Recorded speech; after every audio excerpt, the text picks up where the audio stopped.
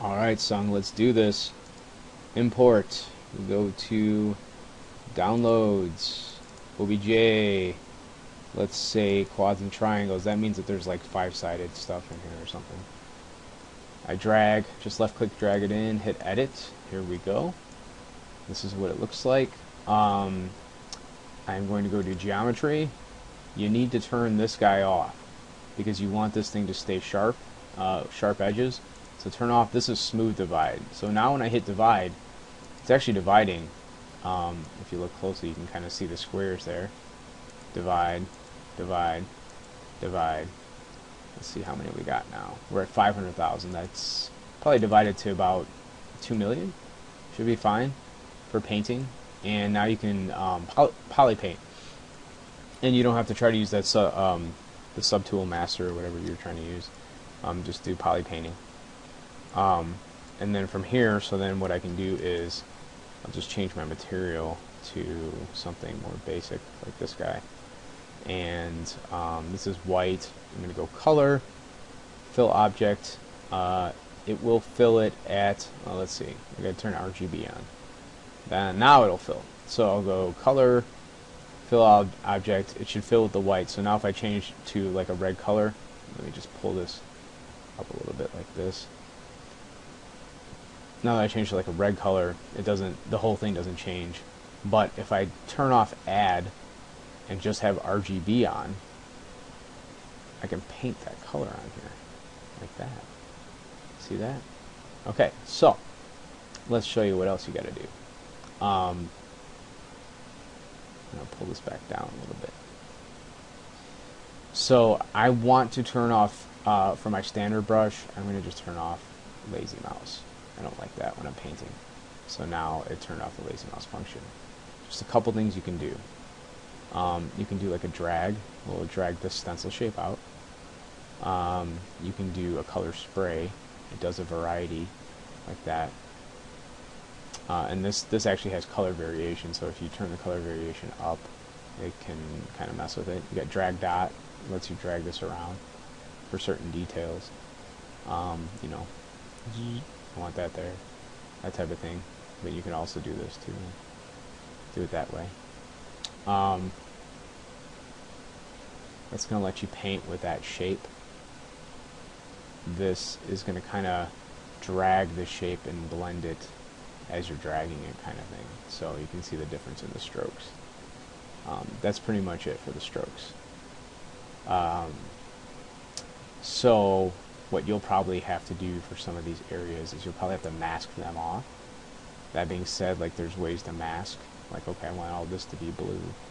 So I just held control and I drag down here, but you can see like it's very hard to control where it's going because that's just a box. So if you hold control and you go over to your masking types, you've got other masks. Like you have this mask lasso. So if I mask lasso, now I hold control, I can actually kind of draw it out myself. You know, I can see I can do stuff like that with the lasso. You can also go and do a mask curve. So now the way this works is if I hold control and I start dragging, you can see this got this faded area. Everything that's on the one side of the faded area will be masked. See that? So if I go ahead and hold control, I can actually tap the Alt button and I can curve this thing. And I can let go. And then you can see here I can get a curve on it. Okay, so for that, I can actually go like this. I can go mask, get it to here, and I can double tap Alt, and then it goes sharp. See that? So if I just want to mask this one area, I can do that. So the nice thing is I can go, okay, let's isolate this area. So I'm going to double tap, straighten it out, double tap, and double tapping Alt, and just bring it right there. So it just masked that area. Now, it kind of messed up there. It didn't get everything, but that's okay because I can kind of go like this and fix it. Uh-oh. That's not a good fix because I messed up where I was at. So let me undo. Let's do it again.